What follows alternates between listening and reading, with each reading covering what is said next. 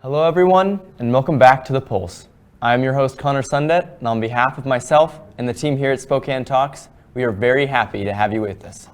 Thank you for tuning in, and we'll be right back after this.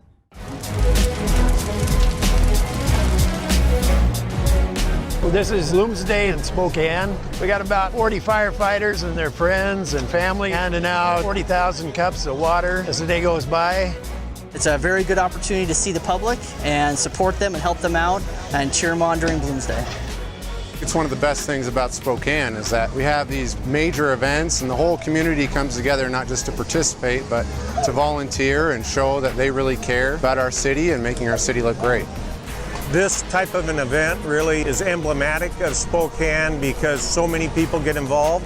We have 50,000 people probably running this race. Always has been a very huge event. Right now we're at the corner of Broadway and Nettleton. It's the last water station before the finish, so people are pretty much dehydrated by the time they get to us. They really need our water. The water stations are a vital part, especially on warm days like today. It's real important that we have the volunteers to help with that. Without the volunteers, Bloomsday wouldn't exist. All up and down the course, there are people that are involved in this celebration. It really is a celebration of what Spokane's all about.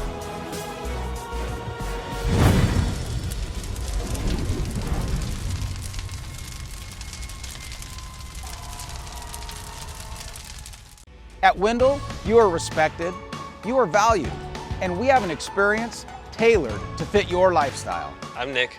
And I'm Gina. And we bought 3 cars from Wendell Motors. Throughout the day, I just kind of would get updates, texts, phone calls, and I was actually really impressed with how my wife was taken care of. People should shop at Wendell because they make you feel like family. For your tailored experience, come see us at Wendell at the Y or Wendell.com.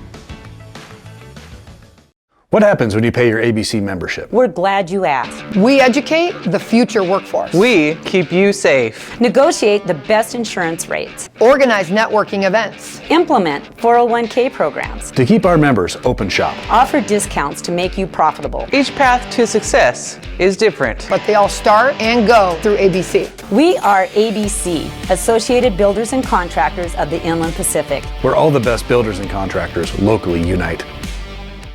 When building a home or considering a major remodel, who are you going to choose? The Spokane Home Builders Association is an organization that works to elevate professionalism in the residential construction industry. We promote, protect, and educate for our community, building our community one home at a time. We are the Spokane Home Builders Association.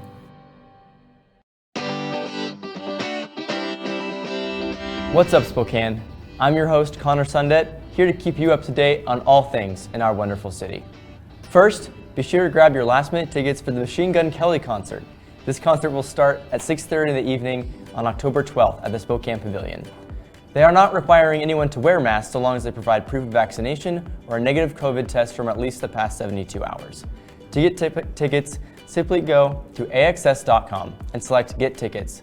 Tickets can also be purchased in person at the Pavilion box office at 574 North Howard Street. Today is the first day of October, which means it's time for you to get into fall spirit. And what better way to get into fall spirit than get out to Green Bluff for the Fall Festival. Green Bluff is a small farming community located up in North Spokane. They grow a variety of crops ranging from corn all the way to peaches. During October, they put on a fall festival each Saturday and on Sunday, where the public is free to wander their corn maze, wander the pumpkin patch, and enjoy some pumpkin donuts with fresh pressed apple cider. Take the weekend off and take the family to the first festival of the year. And I couldn't leave you without a little bit of sports. The Seattle Kraken played in their first 3 preseason games against the Vancouver Canucks, Edmonton Oilers, and the Calgary Flames, respectively. In the opening match, the Kraken beat the Canucks with a score of 5-3 right here in the Spokane Arena, courtesy of 2 goals from Morgan Geekie in the final period. When the team took to the road, they actually suffered a blowout loss against the Oilers from a score of 6-0. However, they were able to bounce back in their last road game against the Flames in a stunning shootout fashion. The score was tied 3-3 in the final period, and that led to the shootout. After Kraken goalie Joey Dackard saved the shot attempt, teammate Jordan Eberle scored the winning shootout goal. For more on sports, be sure to listen to The Locker Room with Justin Reed and Andrew Tenney for more in-depth sports talk. You can find new episodes every Monday on our YouTube channel or on our Facebook page. Anyways, that's what's up, Spokane. Thank you for tuning in, and we'll be right back after this. First up, enjoy Klaus and Kent's conversation from the Car Guy program. Check it out. Well, welcome to the Car Guy.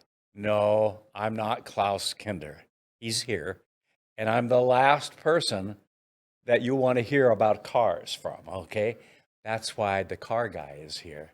And we're going to talk with him about how to really check out a used car before you buy it. Because a lot of us are buying used cars right now because you can't buy the new cars. And we talked about that last show. So right after this, we'll be here with the Car Guy. Style, structure, innovation. This year, Spokane Home Builders Association's 17th annual Fall Festival of Homes will be both in person and online, featuring almost 20 of our local builders. Whether you're buying, looking for remodeling ideas, or just decorating inspirations, find it all at the Fall Festival of Homes. Sponsored by Ferguson Bath, Kitchen, and Lighting Gallery, and Bosch. Brought to you by the Spokane Home Builders Association. Local resources and proven leaders. Conservative is a word used a lot in this campaign. What does conservative mean to you? Does it mean ensuring that your tax dollars are spent wisely? Does it mean that laws and regulations are applied fairly? Does it mean less government involvement in your life? Those were my goals as mayor and still are as councilman. I've consistently worked to make them happen, and I'm asking for your vote. Paid for by the committee to re-elect Rod Higgins. Well, Klaus Kinder, it's been a couple weeks. Morning, Kent. You've been working hard. I have. In delivering cars and so forth. I have. And the question came up when we did a show now a month or so ago about buying used cars and how can we trust them and so forth. You're the expert. In fact, you've had a couple of cases that you've helped friends and so forth to help them deal with dealers. Yeah. Yeah. I am a dealer. So I don't want to talk poorly about anybody. I really, truly don't. But, we are in a position right now where new cars are really hard to come by. Yes. And the market is dictated pretty much that if you're going to look for something, your chances are you're going to look for something used or previously enjoyed. Right. But what has happened and what does happen, and I think what our viewers need to better understand, is that the reports that we get, these history reports, whether it be from Carfax or AutoCheck or doesn't that whoever, guarantee everything's good? No, it doesn't, unfortunately. Okay. Yeah. Now, I do use these services. Right. Obviously, I want to make sure that when I'm buying a car for a client that, the car's clean, right. That it has a clean title. That's really what I use the services for more than anything else. It's just to make sure that the car wasn't, it's not a salvage title, or it's not a lemon law buyback, or it's not a previous rental car. Right. Those are cars I won't touch when it comes to my You're doing your due diligence Exactly. for the client. Exactly right. Exactly right. But do I trust necessarily the report itself? Wow. That's a tough one. Do you say that from some experience? I do say that from some experience. Yeah. Yes, I do. It's been my experience that the reports that I get back from AutoCheck are generally better. Okay. Or more complete, perhaps. I'm trying to be really careful with my verbiage here, right? No, right. Than what I have seen from the other reporting agencies like Carfax. Okay. It has been my personal experience that I have seen reports on accidents that were reported on AutoCheck, but not necessarily reported on Carfax. And it's not often. I won't say it's often. It's maybe 5 or 6 times. But if you're the one buying it, and that's the car you've just bought, it means a lot to you. It does. It does. It does. The situation came about a few months ago where I had a client of mine, we'll call him Sam, okay, who found a salesman at a local dealership. Okay. And was told that... Found a salesman? Found a salesman. I thought salesmen find you when you come on the line. Yeah, they kind of do. But he found a good salesman who actually talked him into buying a car. Okay. And he was told, listen, the car's got a clean... Right. And a couple weeks later, we find out that when another report was run, the car had been damaged. It had been an accident. And that's where I kind of got involved. He came in and sat in my office and said, what do I do about this car? I bought this thing. I was told it was, it had been undamaged. It was And even the salesman thought it was an okay car. Sure. I mean, honestly, Sure. based on what he knew at the time. Absolutely, absolutely. But I think one of the problems there is that as a previous new car manager, Yeah. and having appraised cars before, I would always run both reports. Okay. Just to make sure, or to make better sure, that I'm hopefully telling my clients exactly what's going on with the As much as you can find out. as much as I can Yes. possibly figure out. Right. But are they necessarily accurate? Okay. Well, here's the deal. If your car was involved in an accident and there was no insurance report, Yes. or there was no police report, Right. chances are that accident damage is not going to make it to either of those reporting agencies. Ah, okay. So you don't know. And the savvy customer or consumer nowadays, if they can pay money out of pocket to repair accident damage, Yes. rather than going through their insurance company, Right. and having this negative information not show up on a Right. Carfax or Right. on an auto check, it happens often. I can only imagine if It my happens deductible is $500 and it costs me $800 to fix the car, I'm going to have it done for $800 and it doesn't travel with Exactly. me. You know? Exactly. So you're not necessarily going to see all accident damage reported on every report out there. Right. What the dealers look at when you bring in a car, you're going to bring in your car, you're going to trade it in, you've done your due diligence, you've looked at Right. Kelley Blue Book, you've looked at NADA, you've looked at all these wonderful things, what's my car worth? The first thing that a used car manager is going to do is, of course, they're going to run a history report on the car. Okay. They want to determine, has the car been involved? Well, in an most accident? most dealers run it on both systems or two systems, or will. I would hope they would. Yeah. But I don't know necessarily that Okay. they are. Okay. I know that in this particular situation, they only used one history report. Okay. And they swore by it. Yeah. Until we found out differently when another history report was run that. So a lesson here for the consumer would be ask to see two reports. Yeah. Okay. And so that's something we can do to protect ourselves. You can. Yeah. I want to see both reports, not necessarily just one report, Right. but I'd like to see both. Perhaps even more importantly is because we don't know for sure if the car's ever been involved in an incident or if it's had paint work, it might be a good idea to get an independent third party to look at the car for you. Okay. It might be. Okay. And have what's called a pre-purchase inspection done on a car. It won't be done for free. Okay. They'll look at the car or hopefully you can take this to a third person, an impartial third person, and say, Right. okay, this is the car. I'm thinking about buying it. Please tell me what the car might need. What Has do it been involved in an accident? What are your thoughts on the car? Okay. So what round numbers will that cost to do that? It depends on the repair facility, but $200-300. Okay. something Okay. like Well, if you're paying $8,000 or $10,000 or $15,000, a couple $100 might be well worth it. Absolutely. Yes. Absolutely. Yeah. Like I said, there are a lot of cars that are getting repaired that have not. This repair work has not been reported to these agencies. Okay. Yes. And when a used car manager looks at a car, the first thing he's going to do is pull one of these reports, because not only is he concerned about what he's going to be able to do with the car on his lot, Right. but he also has to concern himself with what's going to happen 60 days later if this car doesn't sell. Yes. And if they took in the car in trade, and if it doesn't end up selling, the car is going to go to an auction, to a wholesale auction. And everybody at that auction, the Will first thing know. we're going to do is pull a history report. Right. So used car managers are a little bit leery about acquiring a car that's had a poor history report. Right. Okay.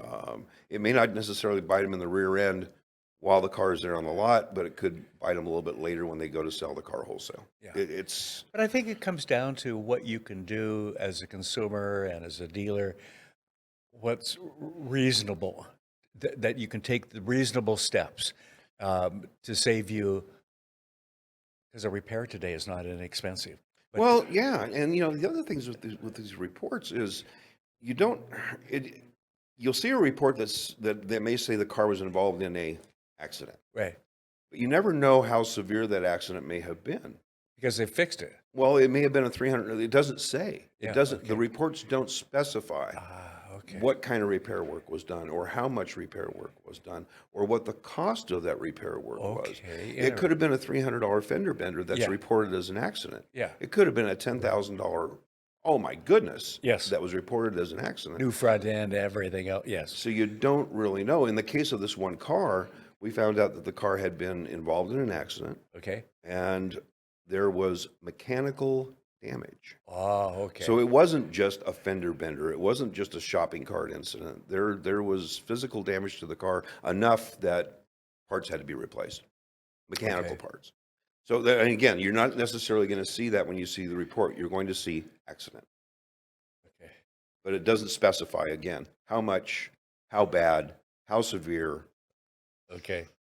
And that makes it tough. And again, if the smart consumer, particularly nowadays, almost being forced to buy nothing but used cars or pre-owned cars. Yeah. It's really, really imperative you go out and do your due diligence. And if you're not a car person or a car guy, right, find somebody that is and have them take a look at the car for you before you buy it. Okay.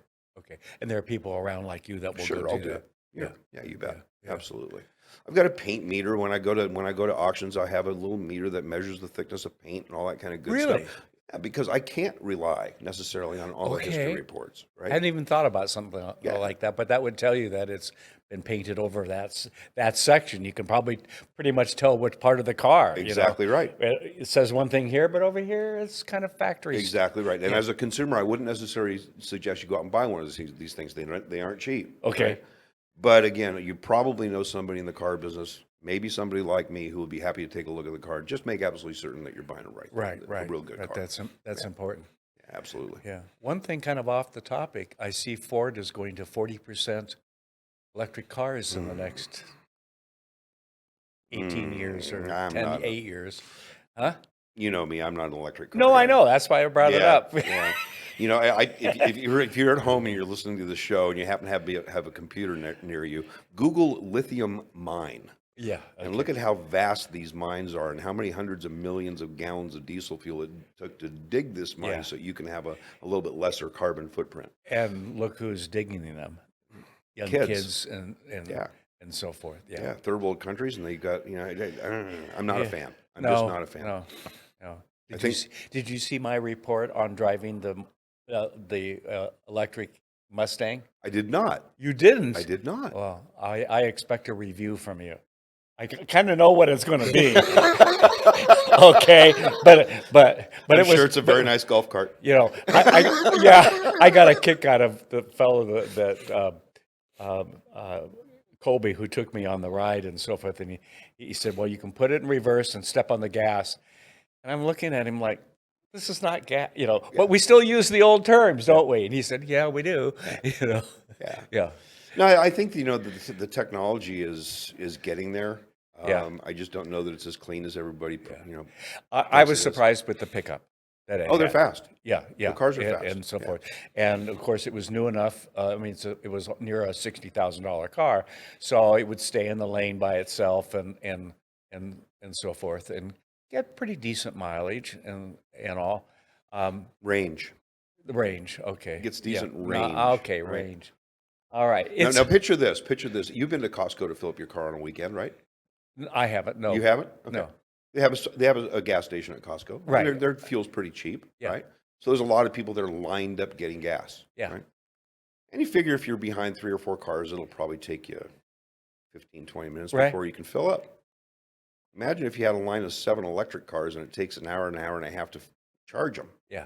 And you're the last guy in line. I share a driveway with my neighbor, and he has a small little electric car. And I don't talk with him about this way, but why? But okay. But yeah, it's I understand that. I understand the premise behind it. Yeah, I do too. I do too. But it's just not there yet. No, in my opinion, had we gone hydrogen, we'd been a lot better off. But that's me, right? But okay. Next time you're going to have a special friend of ours on, aren't you? I am. We're going to do a little show with Gabe again. Gabe Tesh is just. He's in the big cars now. He's an astonishing young man. He really, truly is. This kid has been through hell and back, and he's come out the other side just. Yes, 6 years ago, cancer in his brain. And if I'm not mistaken, this year he won 3 or 4 go-kart titles. Yes. And this is a kid that, doctors 6 years ago, driving was maybe. Yeah, right? yeah. This kid's just got and years. living was maybe. Yeah. Okay, honestly. Did you know he's going to do a show for us? I did. Yeah. I talked to him and his dad a couple of days ago. Yeah. They're good Looking friends forward of to it.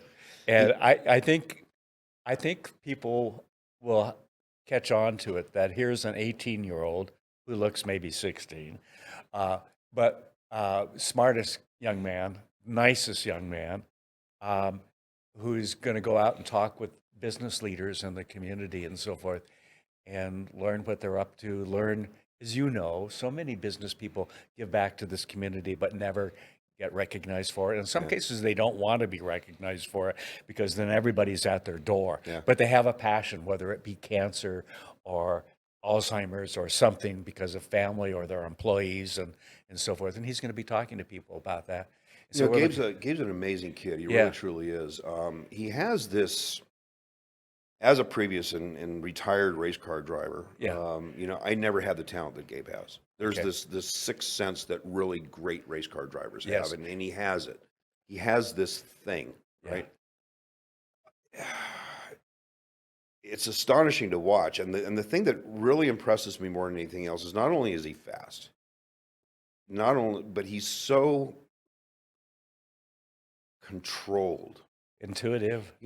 Race car drivers, we get emotional, we get anxious in a car. Imagine. There's this stuff called the red mist when you're in an automobile and you see nothing but red mist, and you're either angry at somebody who tried to take you off the racetrack or whatever the case may be. I do that daily. I know. It's like driving on the freeway. Yeah, very much like that. But this thing that Gabe has this ability to just nothing phases him. He gets in the cart and he does his job, and he's remarkably good at it. Nothing phases this kid. He doesn't get angry. He doesn't get upset. He doesn't. And the best part I found is he actually laughs at some of my jokes. Okay. With that, thank you, the car guy. Yeah, you bet. Yeah. Careful when you're buying cars. Yes. Careful when you're buying cars. And even though Carfax may come back clean, or even though an auto check may come back clean, it doesn't necessarily mean the car hasn't been damaged or that there isn't something wrong with the car. Have somebody else look at the car before you spend a boatload of money on it. I would say, if you know somebody out there that is in the need of a used car, tell them about this program to watch this, because I think they'll be well educated when they go out. And that's the hope. That is the hope. Not only just random people who see it, but we all know somebody who's replacing their car or whatever now that they're back to work or whatever the case may be. So that old adage, don't believe everything you read. Yeah. Right? Yeah. Take some time to do some investigative Otherwise, work you yourself. pay for it. Oh, yeah, absolutely. One way or another. Yes, you do. Yeah. Klaus, thank you very much. Thanks for having me. Thanks for watching. Have a good day, everybody.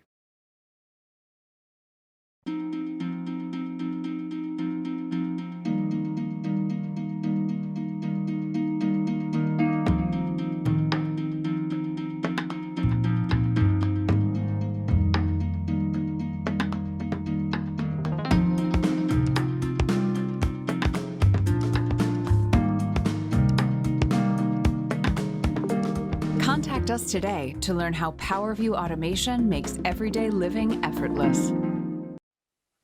Why are housing prices going up so fast in the Spokane area? Hello, I'm Darren Watkins with the Spokane Association of Realtors. It's a simple case of supply and demand. Since 2010, we have seen the number of available homes on the market fall dramatically, from 2,348 in January of 2010 to only 164 per month in 2021.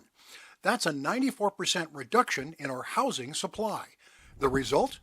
Housing prices began to climb rapidly in 2015, with a median home price in Spokane County of $179,000.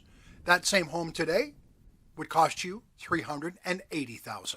That is, if you can even find a home to buy.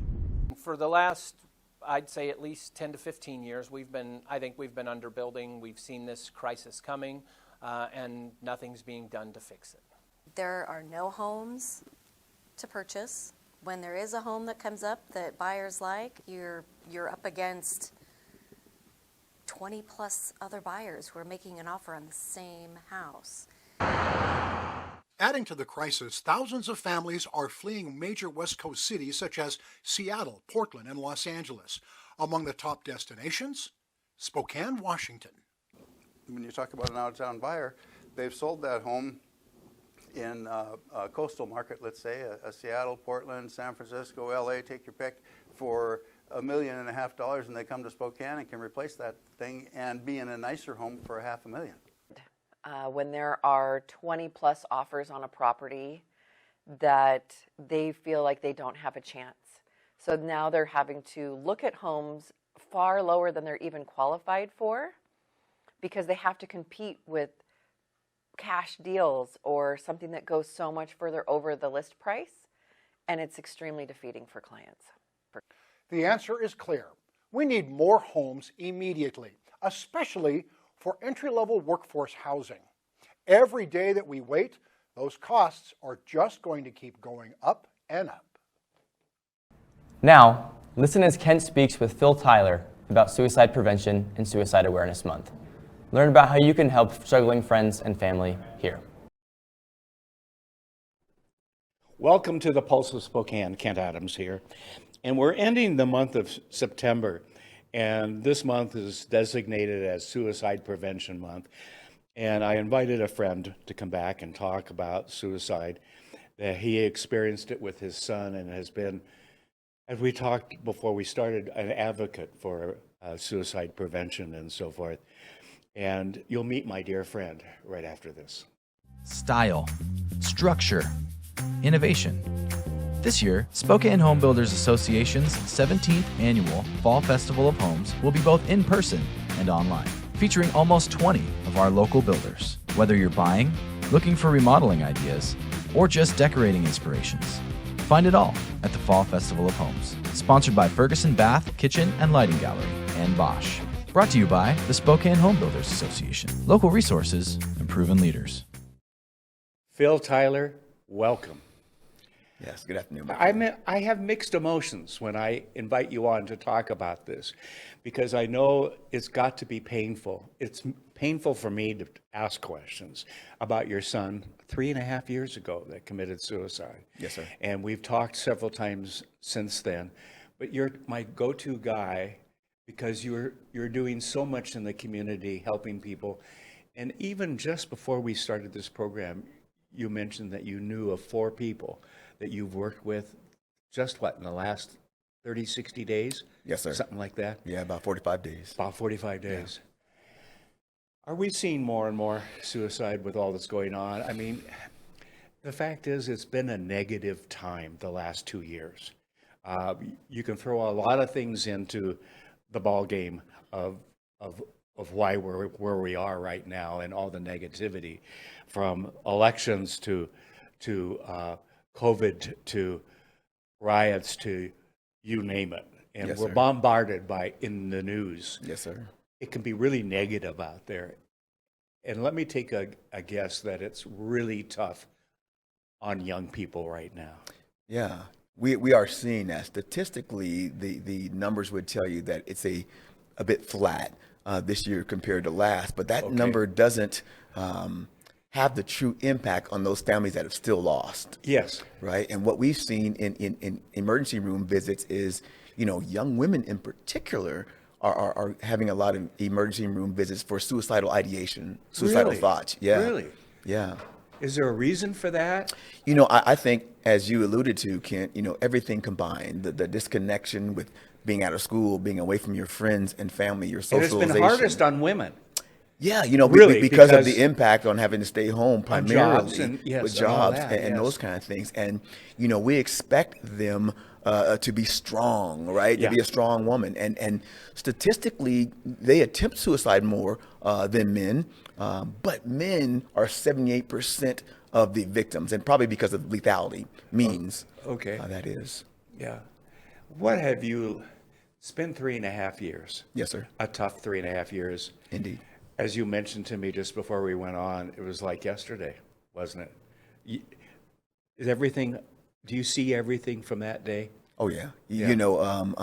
I'm not a person with a photographic memory, but for that day, yeah, I can remember dates, times, locations, everything. And it just takes an incident to bring me back to that place. Like I told you, over the last 45 days and dealing with families that are lost, children from the ages of 13 to 19. They've lost people. Yes, to suicide. Yeah, Wow. Sons and daughters. Most recently, a young woman, and it brings me right back to that day. It removes the bandage from the wound, but Kent, there is healing within hurt, and that's part of the grief journey that everyone goes through, myself included. But for the loss of Devin, I wouldn't be at a position to be able to help and comfort these families that have lost today. Yeah. So he left a legacy for you to carry on. I believe so. Yes. Yeah, I believe that is, my goal, my mission. Wow. We were also talking about often we find our mission in life because someone has in our family cancer or another disease or an auto accident, so we might be more caring about following the law or drunk driving and so forth. Yes, sir. Do you see that in other people that you work with on this issue? Absolutely. That there's a relationship there? Absolutely. They are not only a relationship, but they are a part of a team that no one wants to be a part of. Yes. But once you have joined that team, by no fault of your own, you have a family, a connection that is deeper than you will ever realize. Yeah. I still maintain a connection with Phil Martin, and we've had this conversation before on your show, who lives over on the East Coast because of our connection, because of his loss of his son, Chris Martin, to suicide. Wow. What can we do as friends and family? Yeah. Let's start with our young people who are most vulnerable, I think, in so many ways because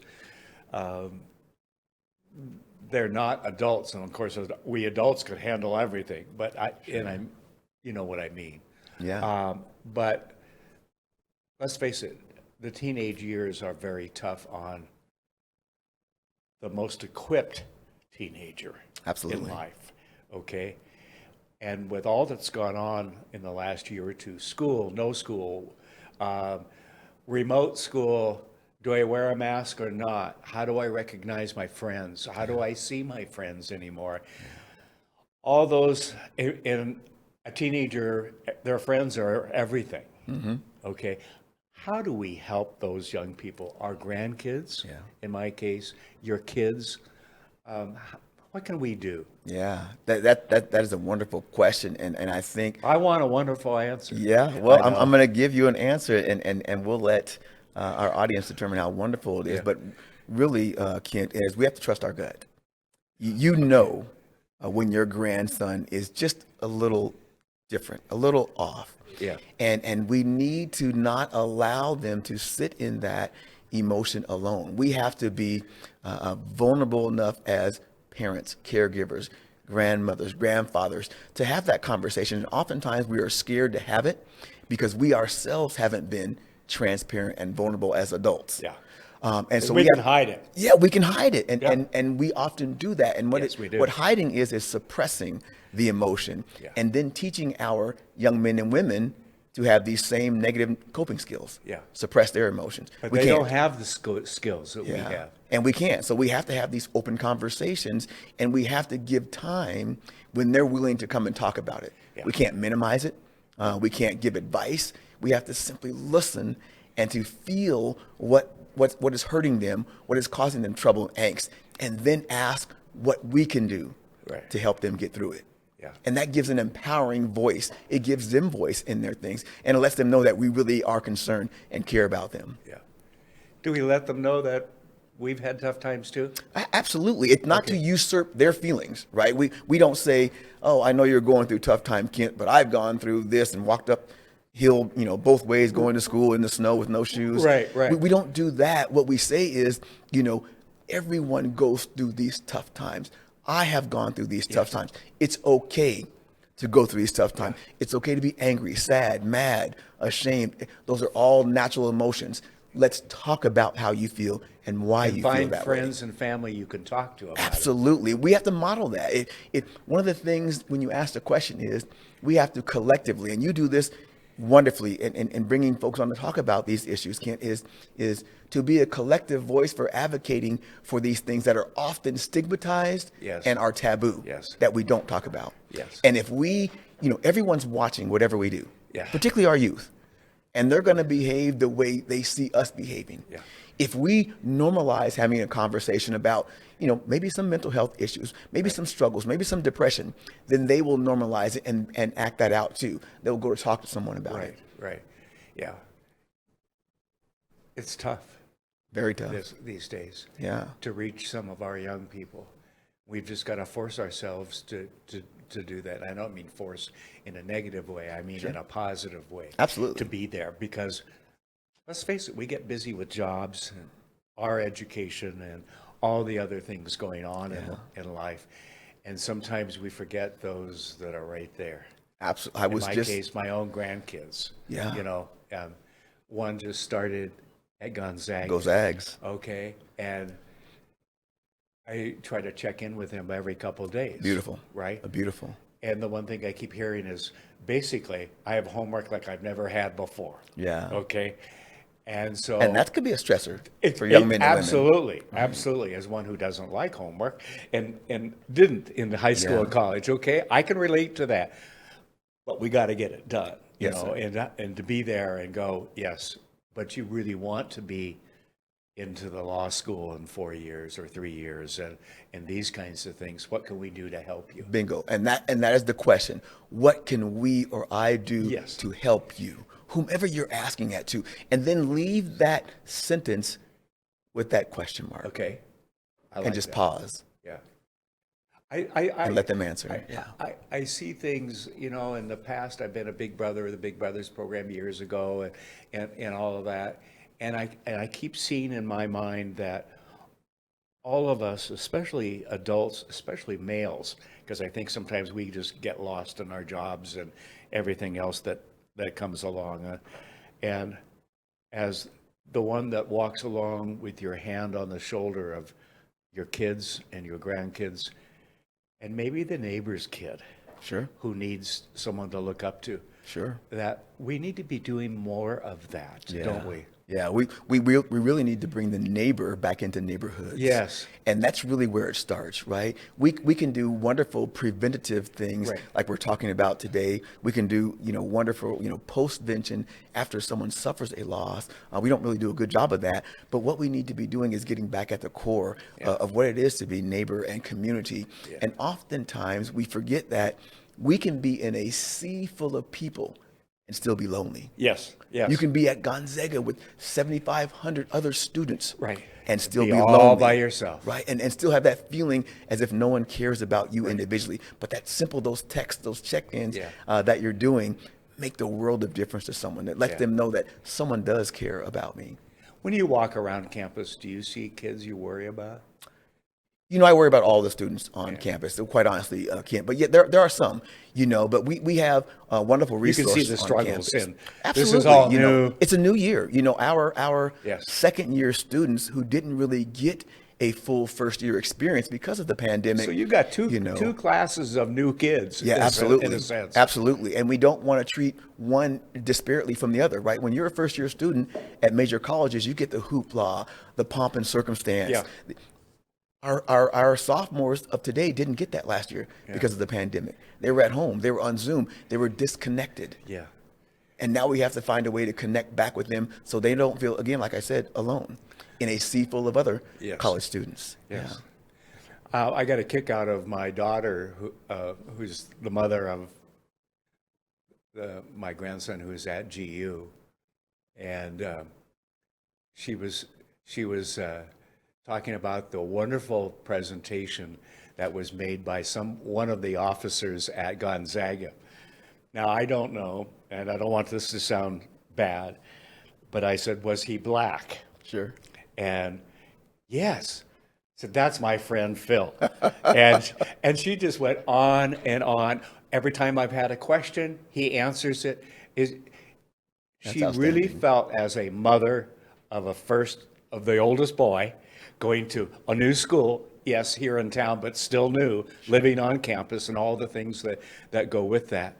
that you were so helpful in setting the scene and what to do. Wow. Yeah. So thank you personally as a grandparent, but I wouldn't have expected anything less from you. That's outstanding. You must have fun doing what you're doing. I really do. Working with the students and so forth. I really do. And it's a passion of mine to ensure that these young women, they feel supported. Yeah. Particularly, I'm biased with campus security and public safety, but we're there to be their partners in education. We are not there to punish. Matter of fact, we don't have a role in that. That's student conduct that does that. We are there to help them through their experiences and hope that a negative experience, hopefully a one-time aberration, is a learning experience for them. And so I'm glad that his mother was able to find some value in the presentation. Well, she will meet you one of these days, I'm sure, and tell you in person. Yeah, because she was very appreciative, and I said, well, I would expect nothing less of Phil, because he cares about young people. And I mentioned what you had gone through, and it was like all of a sudden she realized, that you have the background to care about that next generation. So I think we all have a role to play, Kent. We all have the ability to care. I think we've gotten away from it. I think you're right. I think part of that, we could start getting into philosophy and so forth, that we put too much trust in school and other places to handle it. We as parents and grandparents have failed. We need to step up. Yeah. Yeah. And you talked about men, and as two men sitting here, we really have a role to play. You know, we need to show our young men and women both that it's okay to be emotional. It's okay to be sensitive. It's okay to have these conversations. This nonsense of what it is to be strong. Yeah. I tell people all the time. I was at a group discussion with a bunch of young, primarily young women, after they suffered the loss of their friend by suicide. And I was telling them, look, I'm 54 years old. I'm 180 pounds. I can bench press 400. I can squat 500 and deadlift 550, but I wasn't strong enough to stop my own son from dying by suicide, because strength, physical strength, has nothing to do with it. Yes. Physical strength has nothing to do with it. You're stronger with vulnerability. You're stronger with empathy. You're stronger with kindness than anything physically you can see. And we need to stop, repeating this misconstrued masculinity that really is making our young men and women suffer in today's world. Phil, thank you. Number one, thank you for being a friend. Yes, sir. But thank you for all you do in this community, because I see you out on all kinds of things. You are so active in this community because you care. And that's how we're going to get through suicide issues and other issues in this community, when we care about our community. Indeed. About our town. We're a city, but we're a town. Yeah. We still are. And I have to say thank you to Spokane Talks, and you specifically, Kent, because if we don't elevate this conversation, if we don't even have this conversation, it remains stigmatized and taboo. So I appreciate you, my friend. Where can people go? What should people do? Wow. There must be a number to call or something. Well, put them up on the screen. Obviously, the National Suicide Hotline, if you are experiencing this, if someone's experiencing trouble, 1-800-273-TALK. Okay. But there's great resources within our city. There's Fail Safe for Life, wonderful organization. There is the American Foundation for Suicide Prevention. I sit on the board of Washington State for that organization. Forefront is a wonderful organization out of the west side of our state that does it. But what I tell and encourage people to do is to really connect and reach out to friends and family. We all need it. We've been separated and isolated too long. Yes, we have. We've been separated and isolated too long. Yes. Reach out and connect. Yeah. And if you need that care, again, that national hotline number is there. You can text, help to 741-741 if you don't feel like talking. Okay. But there's resources out there. Yeah. I'd encourage them to tap into it. Yeah. Thank you. Yeah, you're very welcome, my friend. Have a good day today. You too, sir. And you too.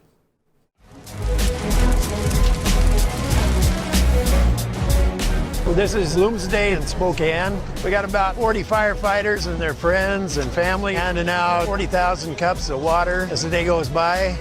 It's a very good opportunity to see the public and support them and help them out and cheer them on during Bloomsday. It's one of the best things about Spokane is that we have these major events and the whole community comes together not just to participate but to volunteer and show that they really care about our city and making our city look great. This type of an event really is emblematic of Spokane because so many people get involved. We have 50,000 people probably running this race. Always has been a very huge event. Right now we're at the corner of Broadway and Nettleton. It's the last water station before the finish, so people are pretty much dehydrated by the time they get to us. They really need our water. The water stations are a vital part, especially on warm days like today. It's real important that we have the volunteers to help with that. Without the volunteers, Bloomsday wouldn't exist. All up and down the course, there are people that are involved in this celebration. It really is a celebration of what Spokane's all about.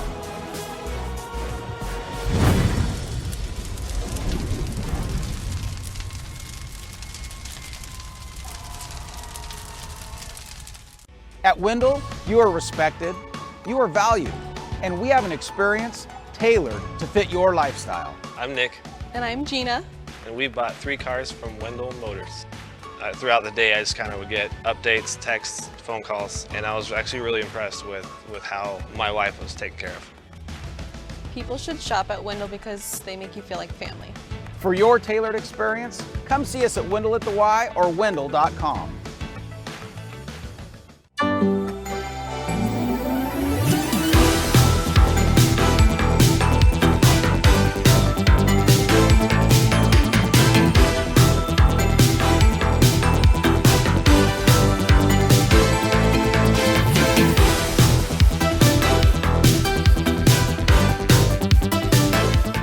The economy is getting stronger, banks are lending again, and interest rates are at historic lows. Now is a great time to buy your dream home.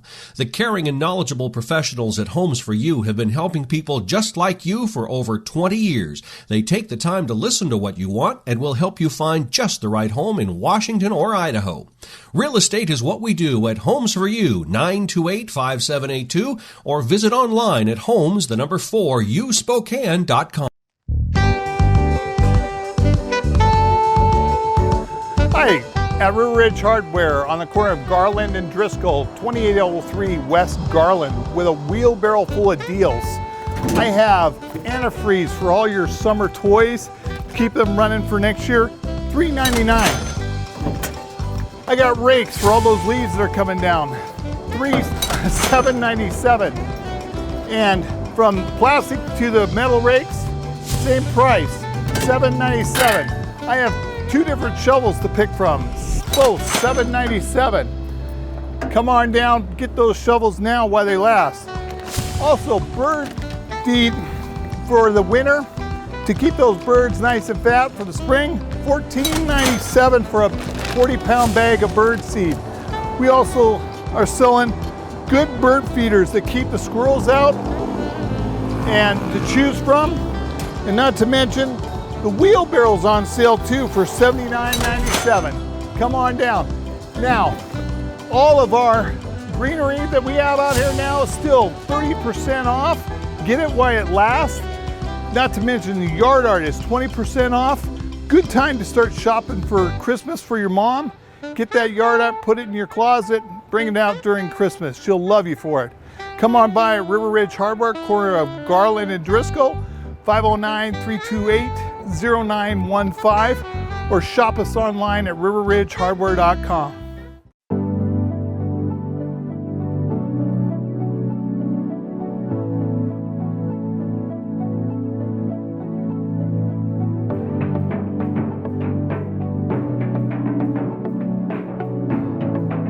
The world has changed a lot in 50 years, and Kimley Haygood has changed with it. We still provide our customers with the highest level of service, whether it's financing, construction management, property management and maintenance, leasing, or sales. Our team is here to help you make the best decisions with your real estate.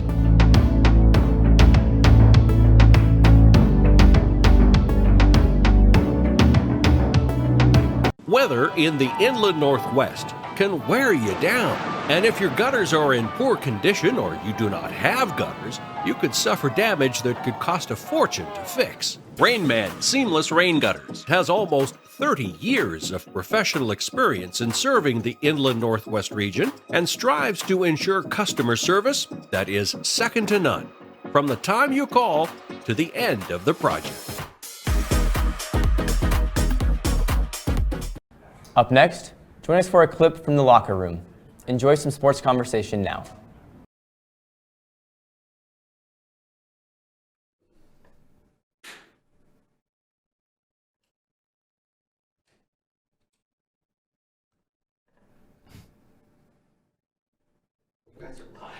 Well, this was horrible. This was the worst thing you guys have ever done, considering that. Oh, there's our TV. Thanks. I really would have hated to see what we have going on, on the cameras.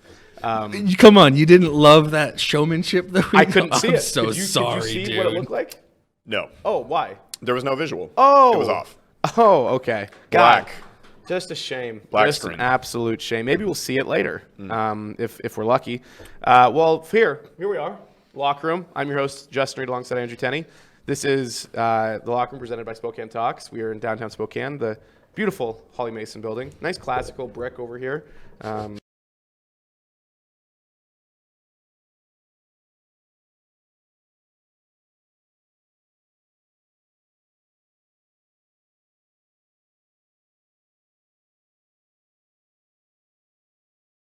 Me because I pay for it. I think Yeah, me too. Big Spotify guy. Is why I really Apple like Music Spotify. sucks. Yeah, not good. But we are on it anyway. Appreciate this company for sticking through us through thick and thin, even through our mishaps. So let's talk about them. Give us some love. Sponsored, as always, by Lucky Bird, our Spokane-based e-commerce and digital marketing company dedicated to helping local companies scale in the online world of e-commerce and digital marketing. Visit luckybirdbrands.com to have a down-to-earth, no-pressure conversation about your digital marketing and e-commerce strategies. Nice. Love them. You missed them last week. Did you I by did. chance? I missed a lot last week. Did you by chance hear my rendition? No, I Lucky did do Bird? the ad read in the mirror, though, Nice. after I got out of the shower. So you just kept yourself prepped and ready. Right. That's the best way Right. to do No, it. what did you do? What did I do? I didn't have the ad read, so I was told just to ad lib it. Ooh, and how'd it go? I don't know. How'd it go? Honestly, it was a good 7 out of 10. Okay. I'll take a C. C's get the degrees. We live for 7 out of 10s. We absolutely live for 7 out of 10s. I can't share this, and why won't it let me? I don't know. I have no idea. That's Facebook not wanting to be friendly with me right now. Anyway, while I figure this out, let's talk about the Seattle Kraken. Okay. Were you able to watch I flipped this, back right? and forth. Yeah, I watched a little bit Nice. in between Sunday Night Football commercial breaks. I saw them go down 0-2, and I was like, well. Another one of these franchises, eh? Yeah.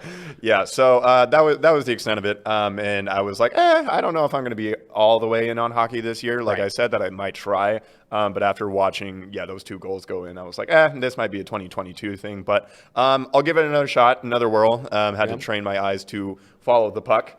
And it's not even so much like following the puck. It's kind of just looking at the players and their bodies and their positioning and where their bodies are facing is kind of gives you more of a tell as to where the puck might be. That's exactly right, yeah. Yeah, is that the thing? Because that's what I ended up just. That's what I was kind of noticing as well. Okay. I mean, it's different too, because and no offense to the Spokane Chiefs, we love the Spokane Chiefs, but do we? Yeah. Yes. Yeah. Okay. Yeah. All right. I think so. Just making sure. Because it's a little bit different. They're not a feeder team like the Indians. Like I don't really love the Indians because they're the Rockies affiliate. So I guess why would I root for the Colorado Rockies young guys to do well? Granted, they're a completely different league, but still, they're just way faster than the Chiefs. I mean, they're bigger, they're faster, they're more athletic. Everything. It is literally a minor league team versus the professionals, and it was really fun. Like they were hitting each other harder into the boards than I've ever seen. And I mean, literally, as you walked out on you've seen the Chiefs game, so when you see the difference in size of the players, like you could tell that they just didn't look right on that ice because all you've ever seen on that ice are guys who are 18 to 22 years old, and you're seeing full-grown men absolutely obliterate each other up against the boards. And but yeah, you really get a feel for the positioning with the NHL compared even to the WHL, and you can see they're just better. And it's a lot easier to follow the puck because there's more directness to the play. There's more intention actually being not displayed. just slapping the puck around and hoping it goes where it's supposed to go. Like these guys actually know what they're doing and they're good at it. So that was the most exciting thing for me is seeing the difference in quality. I'd never seen an NHL game, and so I mean, just the only experience I've ever had watching hockey was WHL, and I think I watched the Spokane Braves once. I watched Eastern's hockey team run around once. I was just like visiting their athletic building there, and I saw them on the ice. And again, it's just night and day. So yeah, that was really fun to see. Some of the takeaways. It looks like the guys are good. Like it actually looks like they might be halfway decent.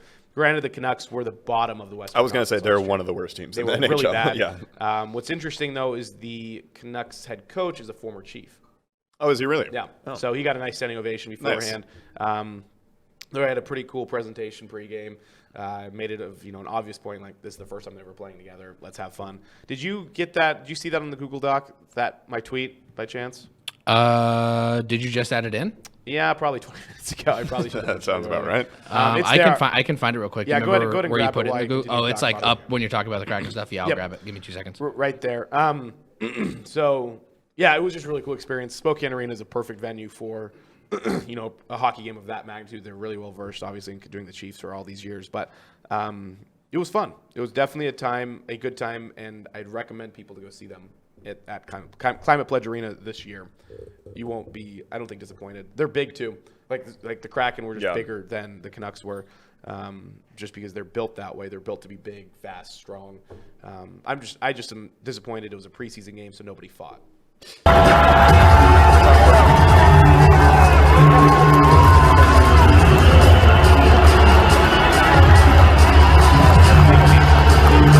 Looked like we're ready to do this. Like we're play ready some to, hockey professionally. We're ready to play some hockey as a member of the Seattle Kraken for this franchise, for the city, who was definitely it was sold out. It was like 10,300 people in attendance, which is huge because they required vaccines or a negative test. So I was surprised that they were still able to fit 10,000 people in there and have everyone actually be able to go. So really good time. And I watched it en route and got some nice shots of the river. Yeah, I did. I saw a couple beauty shots of the pavilion. I was like, all right, Pavilion one. They're showing off Spokane a little bit. They are, and I didn't see the broadcast. I saw a couple highlights. I knew the play-by-play guy was good. Did you like him last night? He seemed, I'll be honest, I wasn't paying particular attention when the game was actually going, but I did watch, when the studio threw it to them and they opened up. He seemed timid.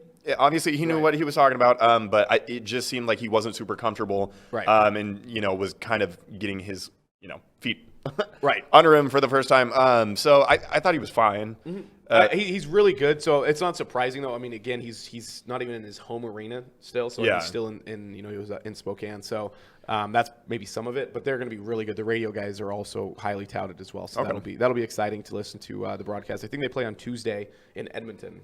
So they'll be going up against Kyler Yamamoto, local kid. So that'll be fun to watch. I forgot to mention the number 59s. Are we at 59? Yeah, last week was 58. Yeah, we're at 59. So I have a kind of a trick one here. So we're going to start with the Mariners. Rene Rivera, who's 59. He was on the Mariners for a year or two. Here he is as a Met, longtime catcher, nobody special. A really interesting one who was number 59, who I forgot until I saw this. Number 59, Felix Hernandez. Oh. He wore number 59 as a rookie because he was brought up from the minors, so they just tossed him a number essentially. So he wore number 59 before switching to 34. Here he is in his final start. I love Crawford's face. We can't zoom in on it because it's going to be very pixelated and blurry. But do you remember, he was crying on the field after Felix's last start? I mean, it looks like Felix is crying too. Everybody's emotional. Everybody's Jesus. Just bawling. Yeah, I do miss prime Felix. I miss Felix in general. But another number 59, Eric O'Flaherty, lefty. Been around for a long time. I think he was a redhead. So I think he was your brother. Unfortunate. Yeah. Unfortunate that he was your brother. Unfortunate of both. Nice, classic. Seahawks here. Do you got any Seahawks for me that you can think of off the top of your head? I mean, just the greatest linebacker of all time, Aaron Curry. Current Seahawks defensive assistant. I'm sure there's a reason why the Seahawks defense isn't doing too well. Anyone else you can think of? Not really, actually. You'll know the guys. David Hawthorne was 59. I thought he was 57. Nope. He was 57. We literally listed him. He was. I want to say that he was 59 too as a rookie. Now that I'm thinking about it, because on the, what I do is I think of numbers, and if I can't think of them all, then I go and I look them up. He had a really low, essentially like WAR, but for football, and I'm like, that doesn't make any sense. So he must have only been 59 for a year. It must have been like his rookie year. Was Julian Peterson 59? There you go. That was the next one I had. Julian Peterson 59, the strongest Seahawk of all time. Dude. Or most defined, probably would be the better way to put it. I don't know if his arms or Bobby's arms were bigger, but I think Bobby's arms were bigger, but I think Julian Peterson's arms were more defined, and also for being in the mid-2000s. Daryl Tapp? Holy shit! Yeah, Daryl Tapp looks like Lofa Tatupu behind him. Yep. And then 95. Whoa, Matt. Rocky Bernard, no. No, Bernard was 99, I want to say. Anyway, well, and the last one, which is probably the coolest story out of all of them, is current Seahawk number 59, John Radigan, who is the Army Reserve, who ended up making the roster. He made it actually onto the practice squad and was signed to the active roster, big special teams player. But if he would have been cut, he would have had to go back to the Air Force and do his thing. Instead, he gets to live his dream being an NFL football player. So pretty cool. I also forgot to mention that we have Bigfoot there over my shoulder. Oh, yeah, I didn't notice that. That's from one of the shows. Are they still doing that show? Occasionally, yeah. Nice. There you have it. It's there for fun reasons. I believe in Bigfoot. Sure. I'd like to believe so. I guess that's my take too. I'd like to believe so. I'm mostly indifferent, don't really care. However, it's probably more fun if we choose to believe that it's skeptically optimistic. Yeah. So much more fun to believe that there is a man beast running around. Yeah. Love it. All right, Mariners, 2 games back. We are here September 27th.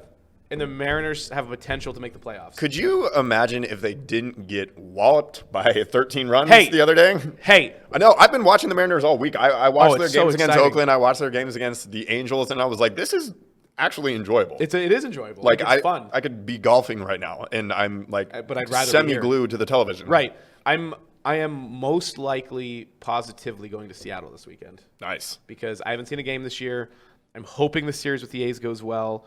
Because it's fan appreciation night on Friday, and they're doing fireworks post game. So even if I have to leave like at 5 o'clock and I get to Seattle at 9, and I just catch the last 3 innings, but I get to see the fireworks, like that seems really exciting. And then I go to the Saturday game. Hopefully they're in contention still. Yeah. Like I said, they're 2 games back from that second wild card spot. Boston currently occupies that. Yankees are a game up on them. Currently Toronto's right in front of us, a game back. Oakland they're behind us at 3 games back.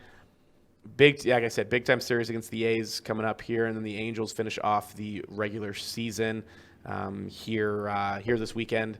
So essentially, it's a 5-team race for 2 spots. Everybody else is mathematically eliminated from contention. So essentially, it's going to either be most likely 2 AL East teams or an AL East and the Mariners. I don't see the A's overcoming a 3-game deficit with 6 games remaining. Yeah. That'd be tough for them. Granted, it's tough to make up 2 games even in a 6-game stretch, but still, the Mariners are putting themselves. This is going to be their 8th winning season, and I think I mentioned this last week. This is going to be their 8th winning season in the last 20 years, which isn't that bad in the grand scheme of having winning seasons. Unfortunately, they just amount to nothing. Right. And that's actually a huge problem because that only guaranteed them middle of the pack draft picks every single year, and they weren't good enough to get. Right. They were bad enough that they should have gotten better draft picks, but somehow they're able to play better than expected, and they just continue to stay mediocre for a long time. Kind of the bigger story, actually, coming out of the game yesterday, they did end up beating the Angels. Marco Gonzalez out-dueled Shohei Ohtani. Ohtani was asked, I don't know, did you see what Ohtani said yesterday? I did not. So Ohtani was asked just about the game and about the season and about the team. And he said through his interpreter, I really like the team, adding that he hasn't spoken to the organization about a potential extension. He loves the fans. He loves the atmosphere. But more than that, I want to win. That's the biggest thing for me. I'll leave it at that. Sounds like he should have gone to Seattle. Sounds like a guy who should have gone to Seattle, especially with the way that the organizations currently are designed. It also sounds like a guy who does not want to be in the Angels organization long term if they don't make big moves in a hurry. It's crazy that they're as bad as they are. Right. I know Mike Trout hasn't played much this year, but they had Juan Soto. They have Shohei Ohtani. And even if you add Mike Trout to that equation, Angels might win, 10 more games with Mike Trout? I mean, in the grand scheme of things, how much can one guy actually do? And they are so far out of the standings. I mean, they're 15 games back out of the wild card. So, yeah, I get it. Joe Madden, also the manager, also expressed some of the frustration, saying this offseason is going to be so big. We have a lot of money to spend. This can't continue to go on. We can't annually be in this position. This organization is better than that. We deserve better than that. We have to go out and earn it. Could be some big. Imagine the contract Ohtani's going to get no matter where he goes. Huge. It'll be game breaking and ridiculously hard to wrap your head around the amount of money that he will be making, which is kind of crazy because this is only the first year he's done this, right? Right. Like, it's really impressive, but he's never been able to do this as a pro. Injuries have held him back. is actually the primary thing, because they shut him down. Even though he was healthy, they wouldn't let him pitch. Right. And it's going to be rough moving forward here for the Angels. There's not a ton of options anyway. And again, why would you want to go to an Angels team that really doesn't have that many young stars? Mm-hmm. They're built on the backs of, again, the Juan Sotos and Mike Trouts. Really good players, but people who, aren't going to be here for the next decade. But I'm super excited. I'm way more excited than I expected to be. And here we are again on September 27th, and the Mariners are still potentially able to do something special. Hopefully that does, in fact, happen. How's your fantasy team?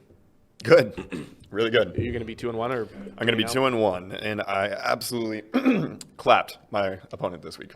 Good. Who is it? I don't know him personally. Even better then. Well, yeah. Yeah, even bet you get to embarrass somebody you don't even know. That is a really nice feeling. Mm-hmm. It's a really nice feeling to make him feel terrible about himself. How much football were you able to watch yesterday? All of it. Or you were? Yeah. You sat down and watched like Red Zone all day? Mm-hmm. Yeah. There's literally no better feeling in the world than sitting in one place from like 9 a.m. until like 8 p.m. I wasn't able to do that yesterday, which is fine. Tough. Because of the Kraken game. Right. But it's fine for this week. But that really, truly, Sundays are just absolutely beautiful days of the week during the NFL season. And yesterday was no different. A lot of interesting games. Last week we made the updates on the picks. I was a game up on you. This week we both are going to finish with the same record somehow, which is really frustrating because I thought I had a really good week, but it wasn't good enough. I will still be up one game because we both picked Dallas tonight to beat the Philadelphia Eagles. God, those tickets are $46 at Dallas. Wow. Is the lowest. Whoa, really? Oh, my God. And it's like $400 to go to a Seahawks game. Yeah, seriously. Stupid. Whatever. Damn. Okay. So let's go through some of the results here, say a couple thoughts. God. We'll finish off. We'll go kind of quick because I do want to talk about the Seahawks a little bit in depth. Let's say our top takeaway. Let's do that. Our top takeaway from each of the games. Okay. Starting with the Thursday night game. Panthers at Houston. My biggest thought is a reinvigorated Sam Darnold who can still occasionally make mistakes, but is in a much better position without Adam Gase running the show.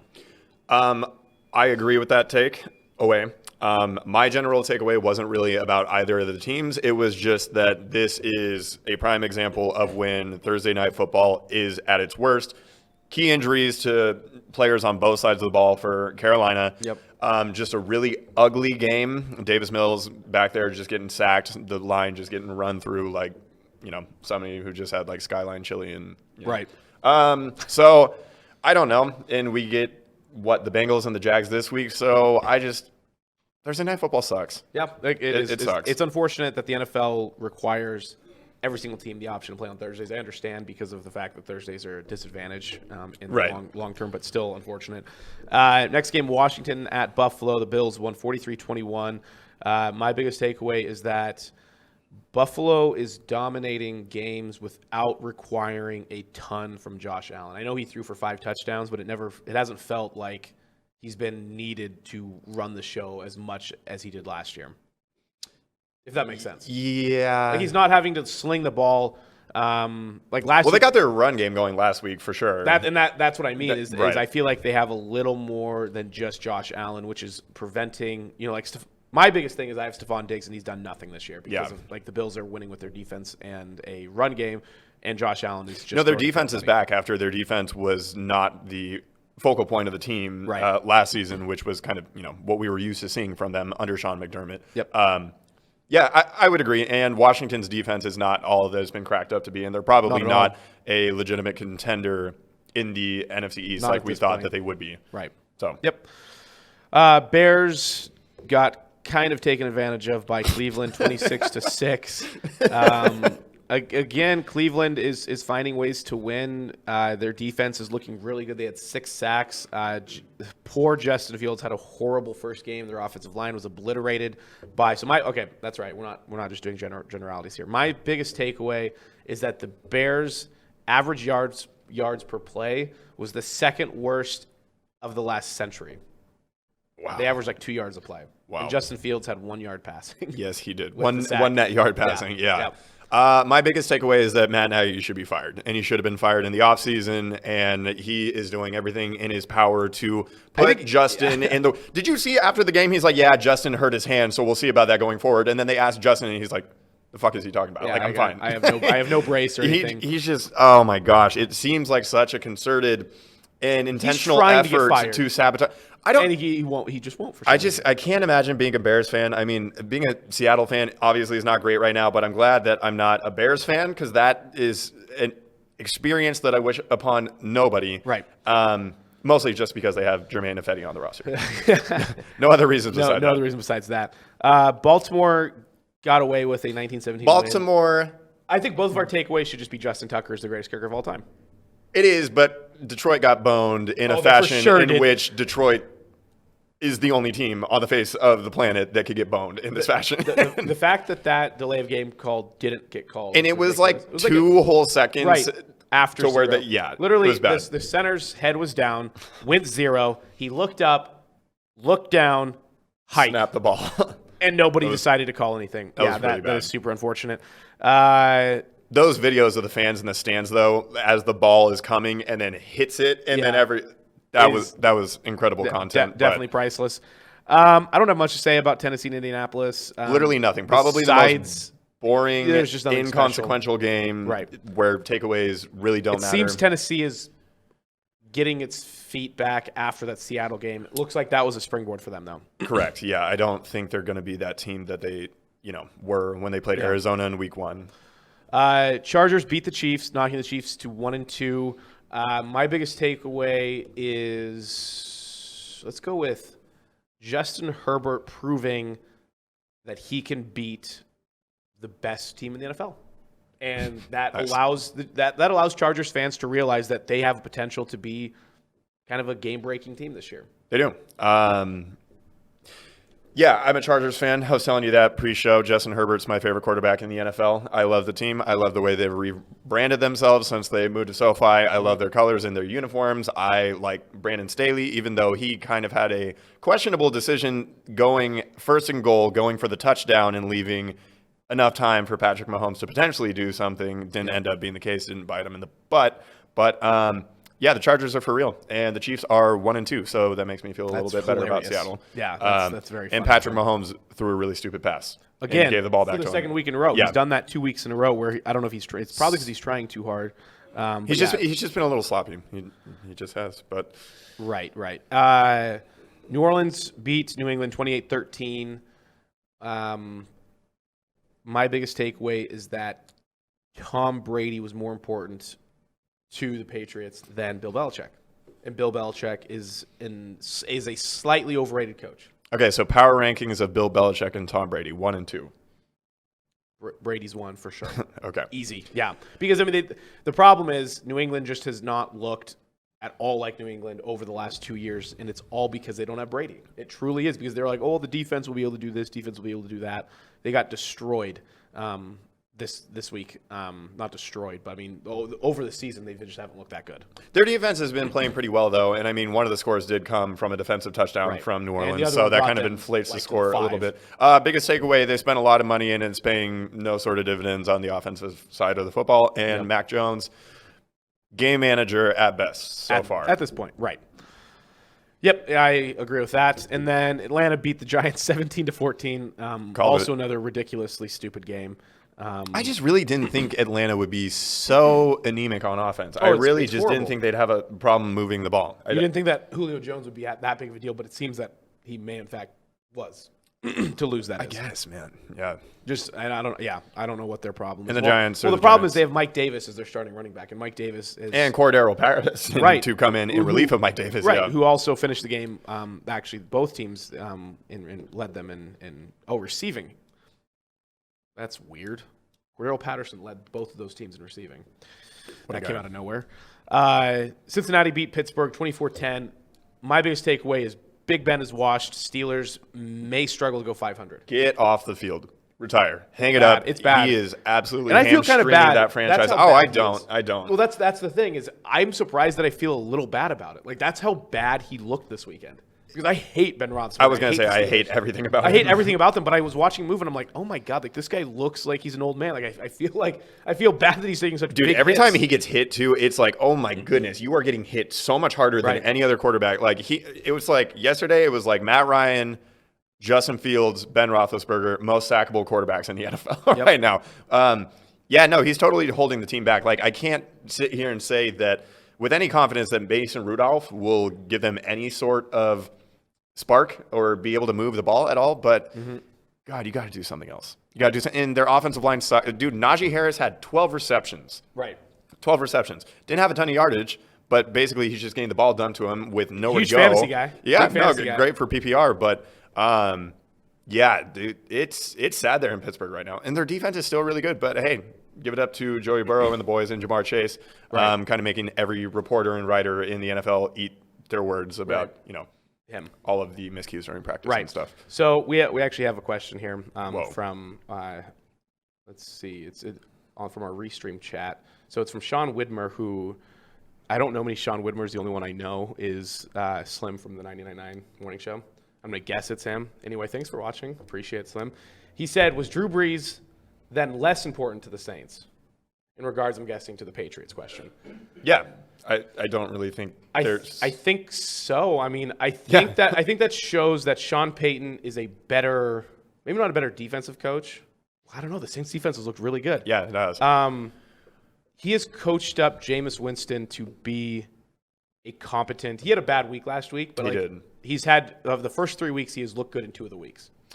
Yeah, I wouldn't say he looked great yesterday. I mean, he did get lucky with that touchdown throw that he should not have thrown, and Marquez. Was able to come away with an incredible snag. I still think that Sean Payton has a little bit more that he's working with as far as personnel goes. I just marginally more. I do think that Breeze meant less to the Saints than Brady did to the Patriots, and I think that's irrefutable. And I think some of that too is I think Belichick is really stuck in his ways, and I think Sean Payton has been able to morph his game a little bit more. Yeah, I would still like to see less Taysom Hill in the shotgun and then just running it for 3 yards. I could do with less of those, even though they did score on one of those. They punched one of those in.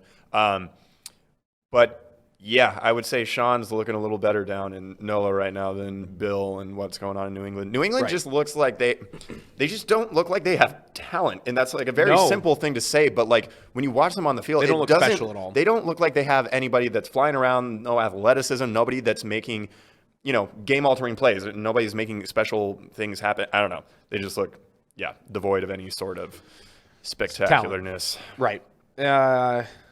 Arizona took care of Jacksonville 31-19. My biggest takeaway.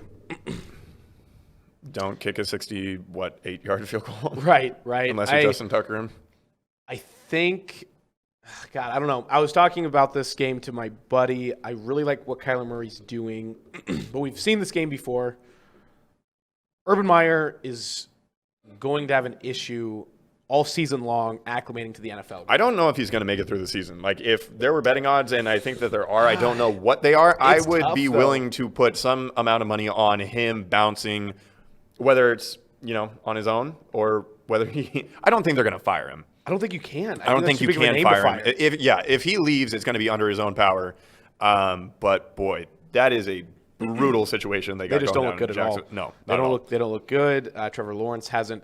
Again, the acclimation. I don't think he's acclimated very well to the NFL game, which is weird because I know it's preseason, but his reads and his feeling in the pocket looked good in the preseason, and that is completely gone. They mentioned this on the broadcast, and I kind of had the same thought.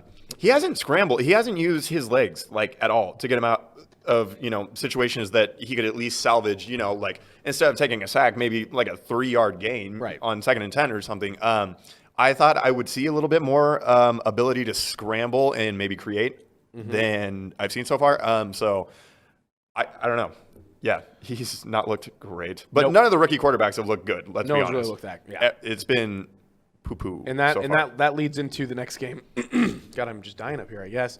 Denver shut out the Jets 26-0, and Zach Wilson didn't throw as many picks. No, he didn't. But the Jets are bad, and I don't know if Zach Wilson's the answer, which isn't that surprising either. I think that was made kind of clear during some of the draft festivities that the one quarterback who's was locked in was Trevor Lawrence, and the rest are I mean, Trey Lance was getting more love than Zach Wilson was, and he hasn't even gotten a chance to really show what he can do. So my biggest takeaway from this is that Zach Wilson will just go down in history as another one of the Jets quarterbacks that will not be able to succeed.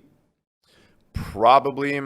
There's a lot of time. It's the third game in. It's the third game, and he's played really good defenses in all 3 of his games so far.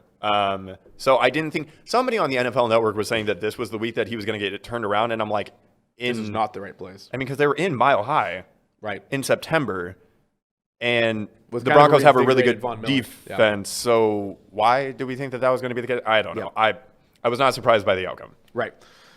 Vegas beat Miami 31-28. They thought about losing it. They did. They didn't want to win. Jacoby Brissett. Yeah.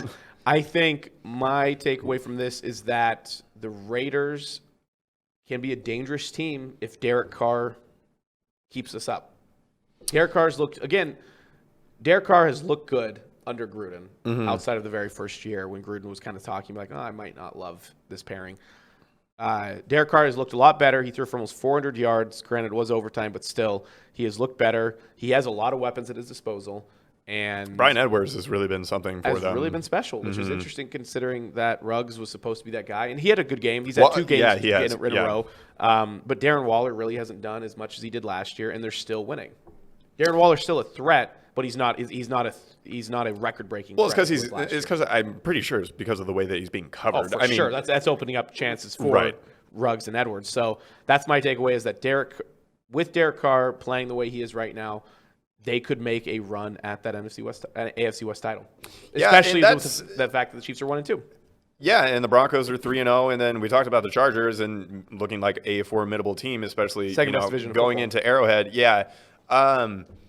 I think the Raiders could be legit. I do think that they've had a fairly easy start to the season. I'm not 100% convinced of them yet. I'd like to see, the next 5 to 6 weeks, see if they can remain consistent. But their defense seems to be opportunistic.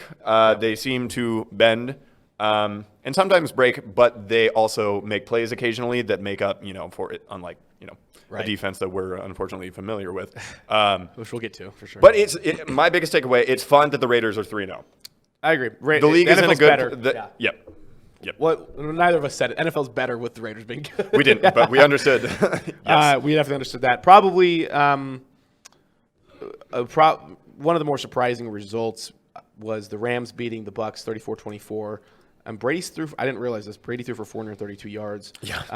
That was a wild game. Rams are scary, specifically on the offensive end. I think their defense still leaves a little bit to be desired, comparatively to their offense, because their offense right now looks unstoppable with Matthew Stafford healthy. So my takeaway is that Rams scare me a lot.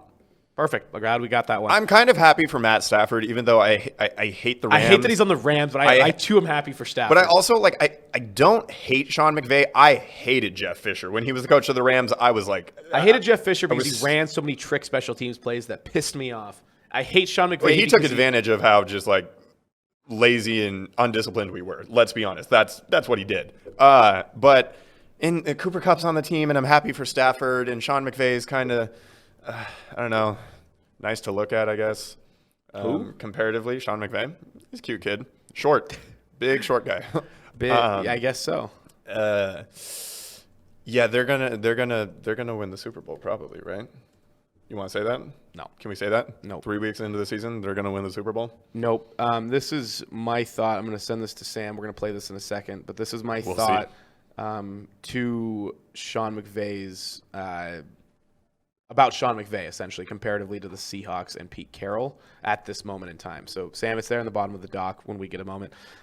Green Bay, Sunday Night Football, beat San Francisco 30-28, and Rodgers had no timeouts in, 28 or 32 seconds? 32? Less than 30, yeah.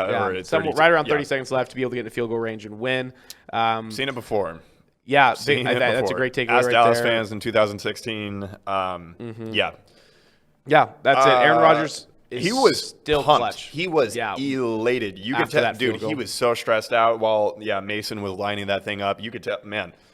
So it was actually kind of cool to see some sort of emotion, some sort of I actually care. I actually care about this team. So. I care about this team that didn't draft me, back in 2005, and even though this is where I'm from, and I still have some sensibilities about that.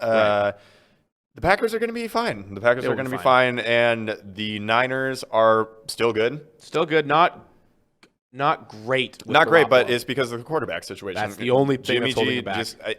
I don't know if we're going to see more Trey Lance. He did have a few appearances last night, successful ones at that. Yep. And it's going to be curious to watch how the season unfolds and how much more he gets incorporated into the game plans. Yep. And how much Kyle Shanahan's patience with Jimmy G string. Yep. Wanes. Yep, exactly. All right, Sam, let's go ahead and play that. So this is my thought as to Sean McVay in comparison to the Seahawks at the moment. She's better than me! So I watched Anchorman this weekend for the first time in a while. Anchorman's my favorite comedy movie. That's when he's talking about Veronica Corningstone and the fact that she stole essentially the anchor spot. Yes. That she-devil stole it, and the worst part is she's better than me. Mm-hmm.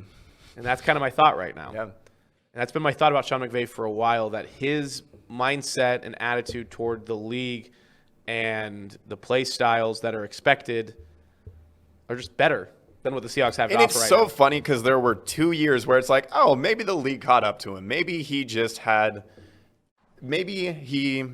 the scene like Chip Kelly. He had something that was a little bit different and the league just wasn't ready for it. But actually, no, it was all just Jared Goff being Jared Goff and not being able to actually optimize what it is that Sean McVay brings to the table as a head coach and as an offensive schemer. So another question for you. You're an Eastern guy. I'm an Eastern guy? Right. Okay. Just like the college. Right. Oh, yeah. okay. Yes.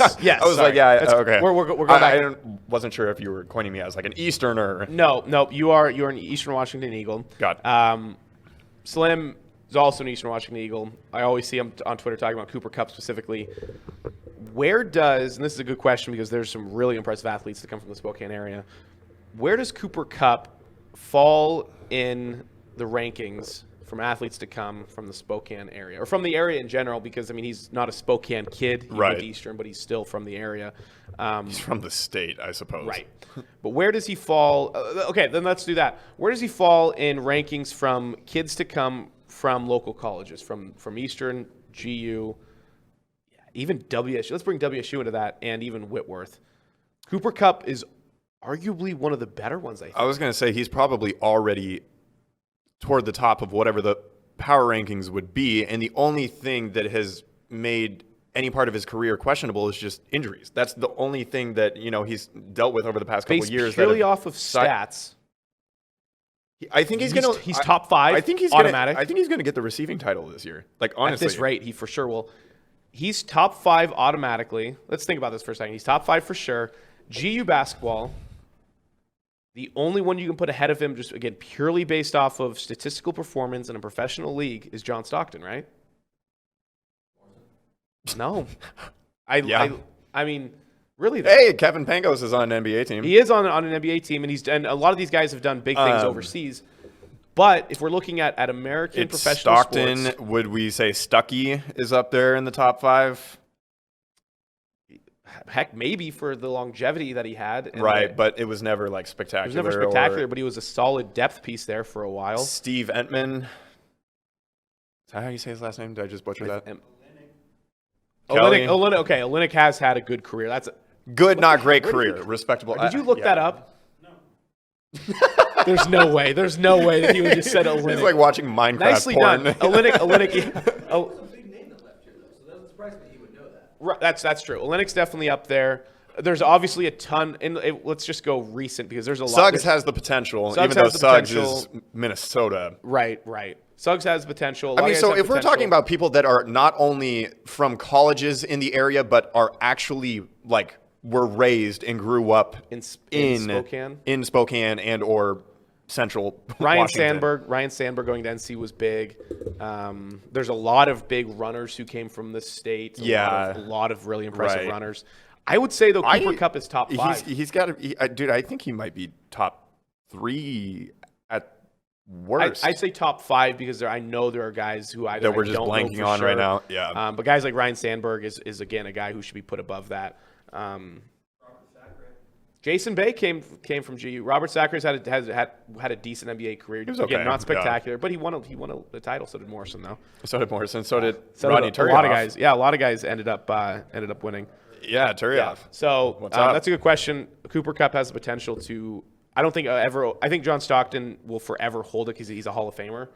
I saw something that was interesting pointed out about the routes that they have him run are routes that you would typically see on other teams that are run by smaller wide receivers that are 5'9", 5'10", 5'11". Right, And he's running these at 6'2", carrying a lot more mass, and he's able to get out of his cuts and his breaks. And it is impressive. He's super impressive, and I'm glad that he's obviously... Sabonis. God.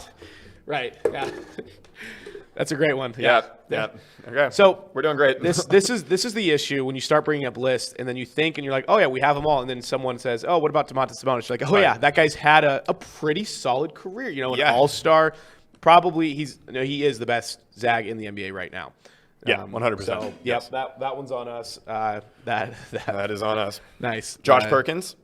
I love Josh Perkins. Oh, did you really? Oh, I thought you were a Perkins hater. No, I'm a Perkins lover. Hold on. Let me rephrase that. I love Perkins. I'm not a lover of Josh Perkins. Okay, you guys don't have a history in bed together, is what you're saying. Right, Gotcha. exactly. All right. Exactly. Noted. So, okay, yeah, that's actually not a bad list. Let's put that down. We should maybe go over Also, it. shout out Josh Perkins. He was always very polite when he would come in at AMC. So he is. I watched Josh Perkins. You know who was not? Kyle Dranginis. I have heard that. I watched Certified Josh Perkins douchebag. down about 10 shots in Scotty's doghouse going shot for shot with somebody. Hell yeah. So that was kind of fun. That's what's up. Best athletes. Let's do this next week. Okay.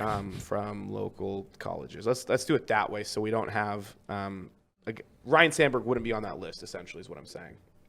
Or he would be. Anyway, we'll figure it out. Let's talk, unfortunately, for about the next 10 minutes here, about a very sad game that hurt my feelings. Also, I'm just saying this because I couldn't come up with anything else because this has just monopolized my mental space. This is my closing time. Oh, this is? Basically, just the whole situation that we find ourselves in right now. Then let's talk about it at the end. Okay. Let's just talk about it. Okay, that at let's the end. close But on somber notes. Yep, exactly. But first, let's talk about Windermere, my other favorite company here. Windermere Services Mountain West proudly services over 60 Windermere offices in Eastern Washington, Idaho, Eastern Oregon, and Montana. They are all in for their local communities. At Windermere Services Mountain West, relationships are the foundation of their business. Their mission is to be successful, team-oriented real estate professionals committed to exceeding expectations through exceptional customer service. They are Windermere. Windermere Services Mountain West is committed to the communities in which they live and work. They are all in for us. Windermere Services Mountain West. Utilize them. Buy your house through them. Sell your house through them. Buy your property through them. Do it now. Okay. All right. Jabroni of the week. I'm going to start with the Ohio State player here, the Kayvon Pope, who was dismissed from the team actually this weekend after the game on Saturday, which he was escorted off the field during the Buckeyes' home win against the Zips. He will continue to get all the benefits of being a student athlete. He just won't be able to play. He will also remain on scholarship. Essentially what happened is that something happened during the game. He tried to enter the game. He was waved off by his teammate. Pope walked toward the locker room. Ohio State staffer brought him back to the sideline. Pope then threw his gloves into the stands, got really mad, attempted to take his jersey off, talked to a few of the coaches, and he was escorted into the locker room, which there he tweeted F Ohio State, which isn't great. And then he also tweeted, good luck to my teammates, and he spelled luck, L-U-C-C. That tweet is... That's the most 2021 shit. That tweet is still up. I hate this culture. Yeah, not great. He then actually, I didn't see this, but he tweeted an apology last night, saying last night I let my emotions get the best of me. For that, I want to apologize to my teammates, coaches, and Buckeye Nation. I made a mistake and know I need to be better and do better. I'm going to take this time to reflect and work on my mental well-being. Mental health is a very serious thing. I feel like that's a little bit of a cop-out after you have a blow-up like that on the field. Thoughts? I missed this. I didn't see you didn't any see of this this. No. Yeah, so it was, yeah. He was, I think he's a starting linebacker of some sort. This exact scenario happened when I was playing football in middle school with a player, and basically he got waved off because he wanted to be on the field, and the coach was like, No. Not a chance. Yeah.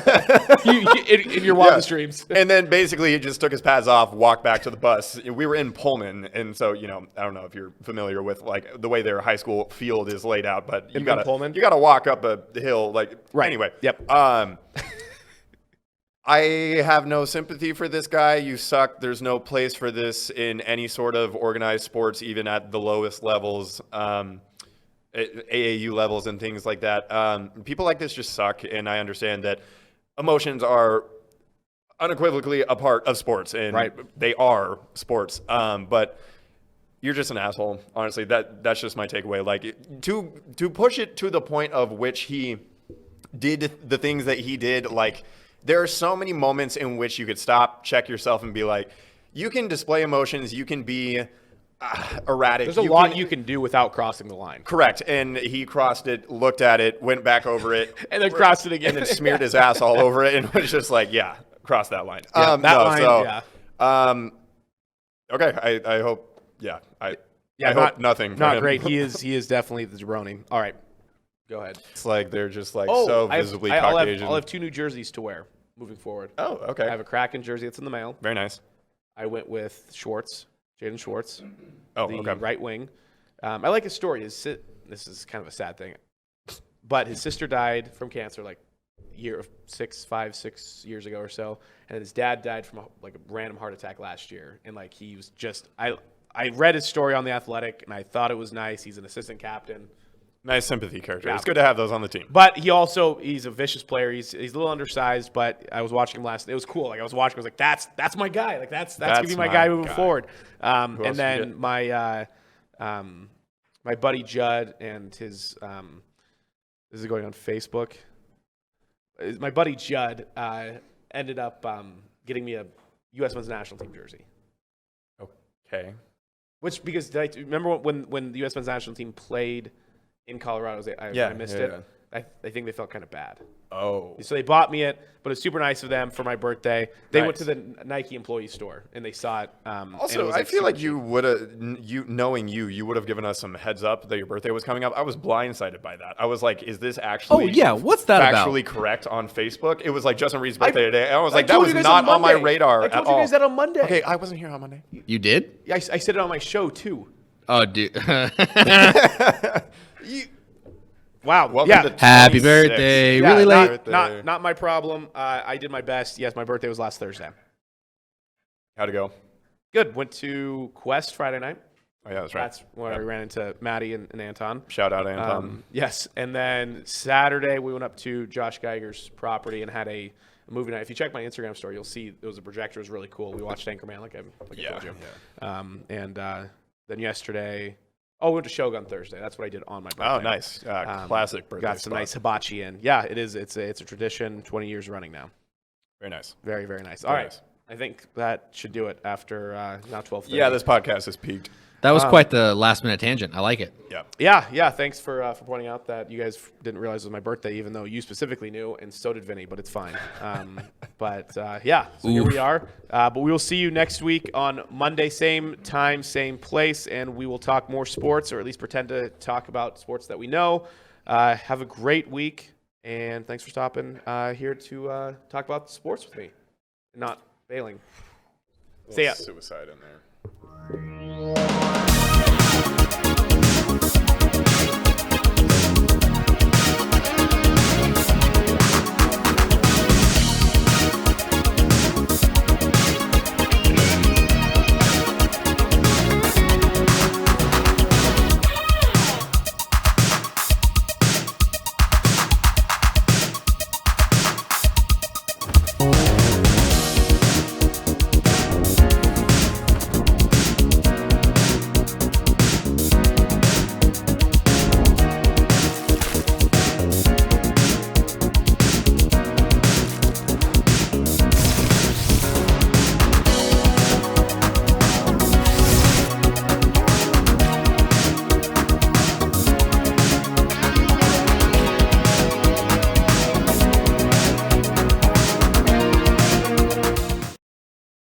What? You haven't been to the library lately? Stop in today and see that the library is more than books. Spokane County Library District facilities feature on-site technology, including Wi-Fi, computers, and printers, as well as free use of meeting rooms. The Library District offers events and programs for all ages, from story times to career development and employer classes to Social Security workshops. Our staff is well trained and happy to help. Find out more about your library at scld.org. I was selling drugs. I was in and out of prisons. I didn't know how to read or write. I couldn't even read the sign at UGM that said, "Hope starts here." Union Gospel Mission taught me to trust people. I have a job from learning to read. I never thought that I would find a community that would support me like UGM does. I am so grateful to God. Real change is possible. Union Gospel Mission. Starting a digging project? Before you reach for the shovel, you must click callbeforeyoudig.org, alerting your local utility companies to come out and mark any lines they have near your dig site. Protect our buried utilities and click callbeforeyoudig.org. Finally, listen as Laura Lindsay talks with our own Jackson Adams about women's empowerment. Enjoy. Hi, welcome to Spokane Talks and the Pulse. I'm your host, Jackson Adams, and this is Laura Lindsay. We will be back right after this. Style, structure, innovation. This year, Spokane Home Builders Association's 17th annual Fall Festival of Homes will be both in person and online, featuring almost 20 of our local builders. Whether you're buying, looking for remodeling ideas, or just decorating inspirations, find it all at the Fall Festival of Homes. Sponsored by Ferguson Bath, Kitchen and Lighting Gallery, and Bosch. Brought to you by the Spokane Home Builders Association. Local resources and proven leaders. Welcome back. Once again, I'm Jackson Adams. This is Laura Lindsay. Laura, why don't you tell us a little bit about why you're here today? I'm Laura Lindsay. I am the Vice Chair of the Board of Directors of the Women's Healing and Empowerment Network, or WEN for short. And WEN offers a program that works with victims of domestic violence and abuse. And today we're here to talk about a little bit about what WEN does, and touch on the fundraiser that we have coming up. Absolutely, absolutely. So how did WEN start? How did you get involved with WEN? What's kind of that story? WEN started, our executive director, Mabel Dunbar, started WEN, honestly, I don't know how many years ago, because there was a need in the Spokane area for counseling and advocacy for victims of domestic violence. In 2019, Spokane County had the highest rate of domestic violence in the state of Washington. The state average was 7.4 offenses for every 1,000 people. But Spokane's state average was 10.4 offenses for every 1,000 people. In 2020, at the height of the pandemic and the stay-home orders, that saw a spike of 40% in domestic violence calls to local law enforcement. When you grow up or live in an abusive situation like I did, for any length of time, that becomes your normal. And I always tell people what you consider normal and what somebody else considers normal could be completely different things. You could be standing next to somebody who is seriously suffering in their lives in the grocery store and you wouldn't even know it. So that's where WEN comes in. Our program helps victims to not only recognize the patterns of abuse, but we give them tools that help them to avoid the patterns of behavior in themselves that attract abusive situations. We work with victims and their children to show them what a normal, healthy relationship could look like for them and help them through the traumas that they have suffered at the hands of their abusers. It's also not a one-size-fits-all program. Not everybody is going to be able to overcome their trauma at the same rate. Some women can get through the program one time and they're okay and they can reintegrate back into society and have healthy relationships. Some women have to go through the program a few times in order for them to address all of the various different traumas that they have suffered. For those that we have in our safe house, because we do have a safe house out in the West Plains for women and children, we also help them to secure housing, furniture, clothing, and transportation in order for them to successfully transition. Also, once a year, WEN hosts what we call the Being There Conference, which is a conference for women, men, and young adults to bring awareness to abusive situations, how to overcome it and avoid it. We also have a group called the Men of Compassion, which is a group of men who have taken a pledge to not be abusers in their homes and in their relationships. On the other side of the wind fence, we also have Cleon's Closet Food Pantry out in Airway Heights. Okay. Something a lot of people don't know is Airway Heights is growing at a very rapid pace. Yeah. And it is considered a food desert because there are not enough resources for nutritious, healthy food for some of its residents. And Cleon's Closet is very crucial to that because we are the only food pantry in the West Plains that's open 3 days a week. They also, every once in a while, will have a clothing giveaway where it's kind of like a yard sale. We just open it up, but you don't pay for anything. You just come, get what you need. And we open it up to the entire community. So you could also be watching for that too. And so that's a little bit of what Wen and Cleon's Closet does. Yeah, it sounds like Spokane was kind of in dire need of something like that, and so thank God you guys are here now. Yeah, absolutely. Yeah. Tell us a little bit about the event that's going on October 10th. So October 10th from 6 to 8 at the Center Place Event Center out in Spokane Valley. Okay. We're hosting what we call the Purple Ribbon Banquet because purple is the color of domestic violence.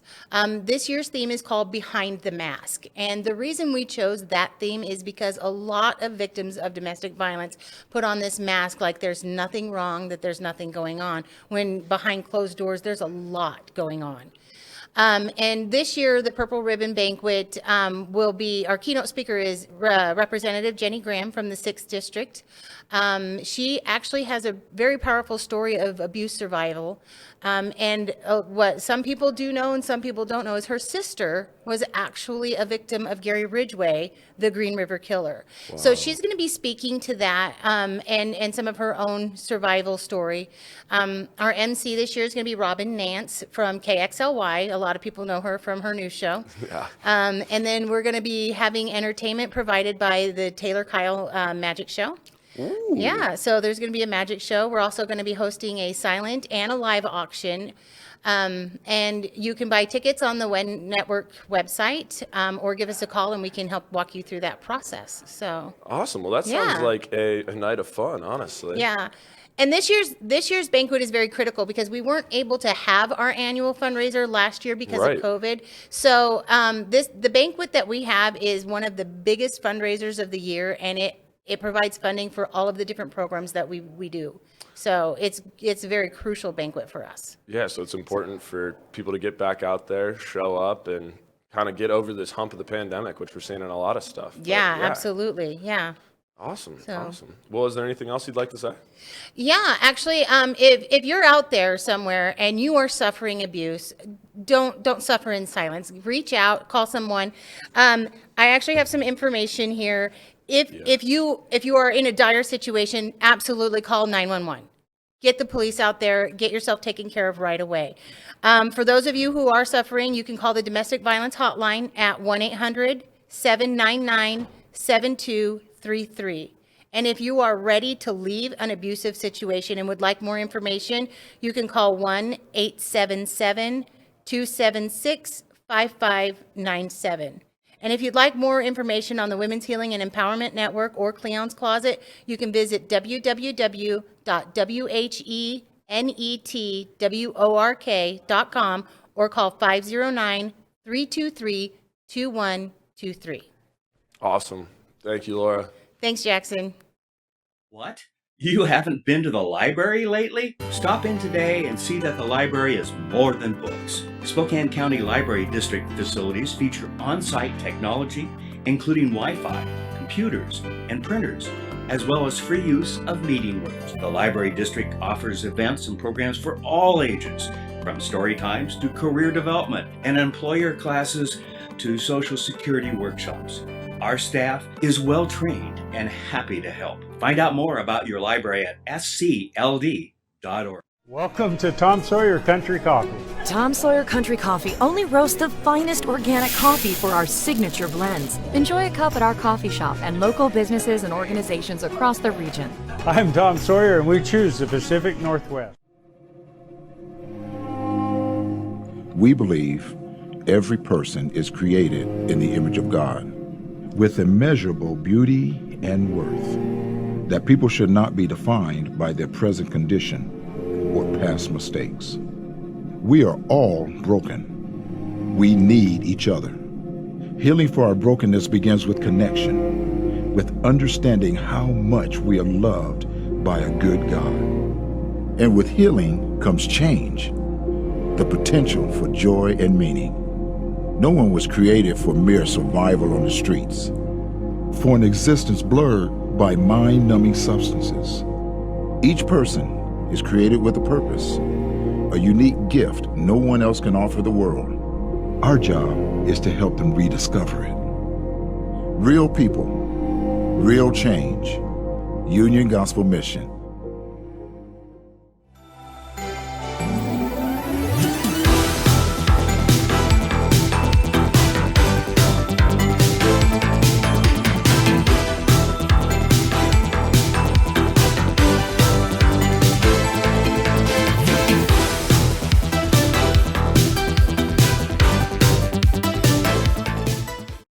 Well, ladies and gentlemen, that's all from us. Tune in each Friday for more of The Pulse. We hope to see you soon, and until then, feel free to binge all of our content on YouTube or Facebook. Stay safe, and goodbye for now.